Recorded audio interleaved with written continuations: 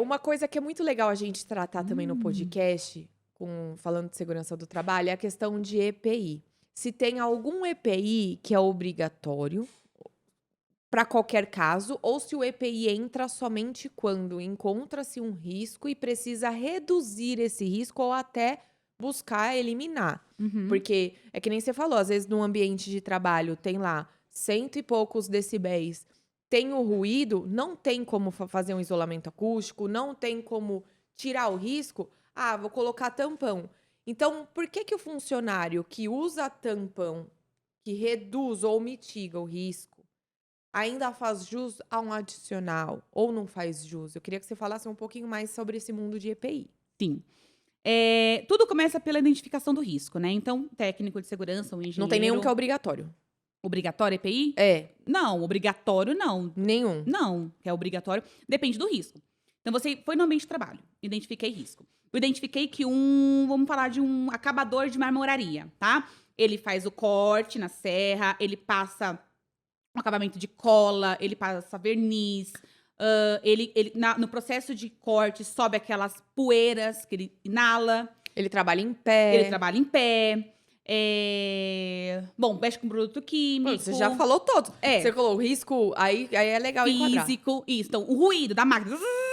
Ali é um ruído, aí você vai medir, né? E medir ali, aquele ruído que você mediu vai dar uns 110 decibéis, né? A norma fala que até 8 horas trabalhadas é 85 decibéis. Aí vai ter Uma tabelinha, né? isso.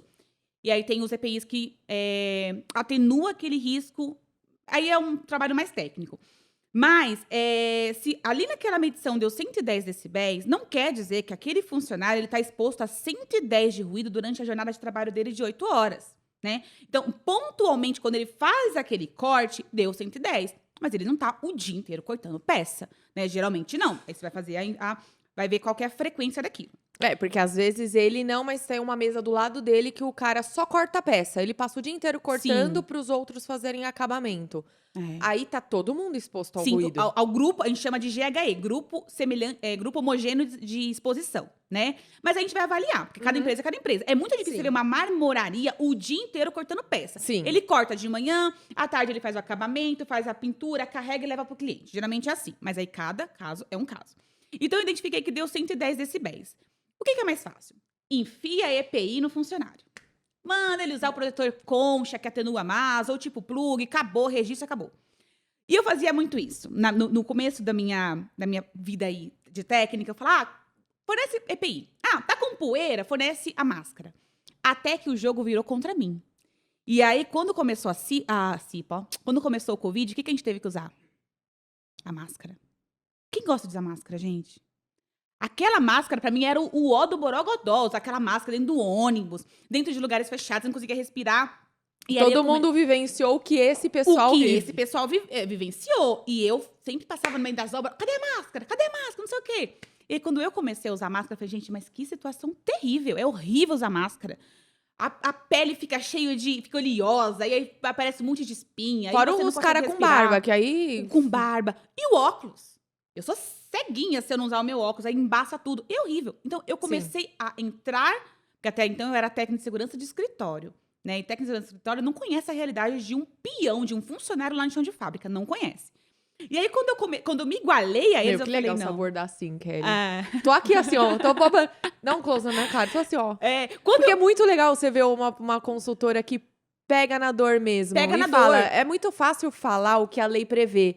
Sim. É difícil aplicar. É difícil aplicar. E quando eu saí do técnico de segurança do trabalho, eu achei que eu ia mudar o mundo, que ia ser ferro 880, era aquilo, eu tinha que fazer. E não é bem assim. São pessoas que estão ali. E aí, quando o jogo virou... A venda ali, ó. É tirar a venda da deusa da É justiça. isso, até me arrepiei, gente. É sobre isso. Quando a gente tem empatia, se coloca no lugar do outro, a gente fala, não é bem assim. Então, assim, identifiquei o risco. Muitas empresas falam, dá o EPI, acabou. Mas não, o EPI é o último, do último, do último, do último. Então, identifiquei o risco, eu vou avaliar eu vou fazer higiene ocupacional, que é uma avaliação quantitativa. Eu vou pegar um equipamento, o funcionário vai trabalhar com um dosímetro aqui durante a jornada de trabalho dele todinha. No final do dia, eu vou saber uma média ponderada de quanto de ruído ele realmente tem disposição por dia. Então, ali, não vai ser 110, vai ter sempre tem momentos que são assim, né? Mas tem momentos que são assim, ó. Aí vai você assim, distribui no dia. faz uma média ponderada do dia dele, né? Deu 89. Opa, qual que é o limite de tolerância? 85. Tem um decibel aí que não tá fora ainda. Aí sim eu posso ver o que? Aquela máquina. Será que eu consigo enclausurar ela? Colocar um EPC, que é o equipamento de proteção coletiva. Eu consigo ter alguma medida de proteção coletiva que o funcionário não precisa carregar aquilo? Enclausurar ela, tentar trocar por um maquinário mais novo. Eu sei que isso, né, tem Sugerir para o chefe diluir um pouco mais esses cortes em mais Sim, dias, mais aumentar dias, prazo. exatamente. Então, revezamento. Você vai cortar 2 peças, depois vai vir outra, você vai para outra Isso. área. Então, tem várias medidas administrativas que nós chamamos, né? Uhum. E aí tem as medidas de monitoramento biológico, que é o quê? Monitorar a condição auditiva dele. Então, ele faz a audiometria, né? Então, quando ele entra na empresa, no admissional, ele faz um exame de audiometria. Vê lá como que ele entrou, né? Vai lá na cabine e tal, faz aquele testinhozinho e vê como que tá a condição auditiva dele, a conservação auditiva. E o periódico, uma vez ao ano, ele precisa voltar lá para ver. E no demissional, quando sai, para ver como que ele saiu. É o santo PCMSO que reúne isso. PCMSO, Programa de Controle Médico de Saúde Ocupacional, né? Que é o monitoramento biológico, o monitoramento médico. Então, a gente tem tem a questão também de conscientização, que é treinar os funcionários. Mas eu fiquei curiosa, da poeira, que solução você daria sem ser a máscara? A poeira, dá para ter, por exemplo, o processo de corte. Tem as máquinas pneumáticas, que é aquele processo que corta e sai água. Água. Aham. Então, a água, quando você vai varrer uma casa, já varreu casa que é no cimento, não sobe aquela poeira? O que a gente costuma fazer? Não sei se já aconteceu com você. A gente joga água para depois varrer. É. Né? Eu lembro quando eu mudei pro meu apartamento, Que aí derruba a poeira. derruba a poeira. Se você varrer a seco, vai subir a poeira. Mas se você jogar uma aguinha antes, varrer não vai neutralizar ela. Então, tem E como que mede a poeira? a poeira, a avaliação também de higiene ocupacional. Você vai lá com um cassete. O que é um cacete? Tô brincando. O que é um cassete? Oh, meu Deus! Adoro essas piadas idiotas. É pra dar uma descontraída. O que é um cacete? Um cassete. Quando é identificado poeira no ambiente de trabalho, a gente precisa avaliar 3 tipos de poeira. Primeiro tem aquela visual, que você identifica que é a total. Uhum. Tem os particulados e tem o respirável, que é aquilo que você Inala. inala. Inalável, respirável e total, que é o do ambiente de trabalho. Então, o que a gente faz? A gente vai também avaliar, igual a gente faz com dosímetro lá pro ruído pro Tem um funcionário. aparelhinho pra isso. Tem um aparelho, que é o cassete, É. que ele trabalha com cassete, com uma bomba aqui, uma bomba puxando. A bomba como se fosse a simulação da respiração dele. E aí, aquele cassete que tá pertinho aqui da via... Gente, o cacete é um pulmão extra. É um pulmão extra. E aí, coloca perto aqui das vias aéreas, né, do funcionário, coloca aqui mais ou menos na região, vai fazer o dimensionamento e ele vai trabalhar o período com aquilo. No final do dia, o cassete vai mostrar, ele vai pro Eu não tenho laboratório. maturidade. Ô, higienistas, perdoa ela. E perdoa ela, seus higienistas. Mas quanto que é? Mas é que assim, você vai pro laboratório pra ver, Vai. mas o quanto é o suficiente pra ser um risco pro Aí trabalhador? tem os ppms, que é partículas particuladas por minutos. Uma coisa, Alguma coisa assim. ppm. Enfim.